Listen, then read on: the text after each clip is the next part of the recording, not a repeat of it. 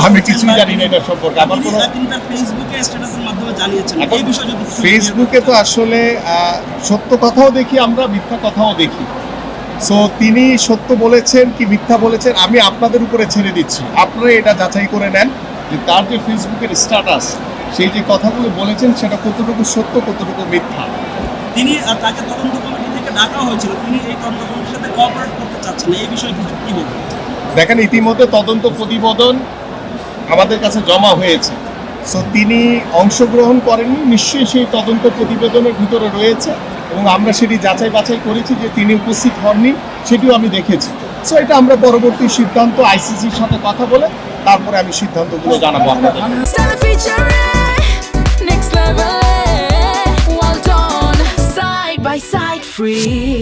আমাদের বিকেএসপিকে কেন্দ্র করে বাংলাদেশের অনেক আপামর বা সাধারণ মানুষ যারা খেলাধুলাকে পছন্দ করে তাদের সবারই কিন্তু একটু ফোকাস থাকে যে আমরা ঢাকায় যে বিকেএসপি আছে সাভারে, সেখানে কিভাবে আমরা ভর্তি হতে পারবো, কিভাবে আমার সন্তানকে খেলাধুলার সুযোগ করে দিতে পারবো।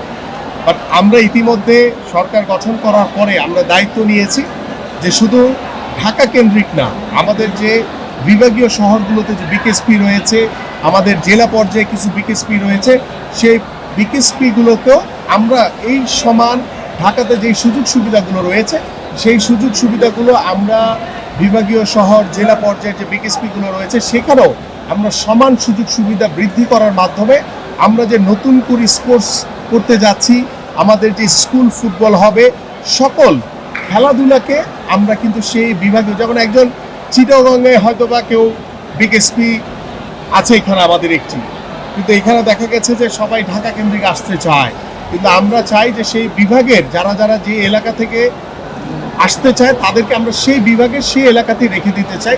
এভাবে আমরা সকল বিকেএসপির সুযোগ সুবিধাগুলো নিশ্চিত করে আমরা ইনশাল্লাহ আগামী এই বছরের শেষ থেকেই ইনশাল্লাহ আমরা সকল সুযোগ সুবিধা নিশ্চিত করতে পারবো সকল বিকেএসপি।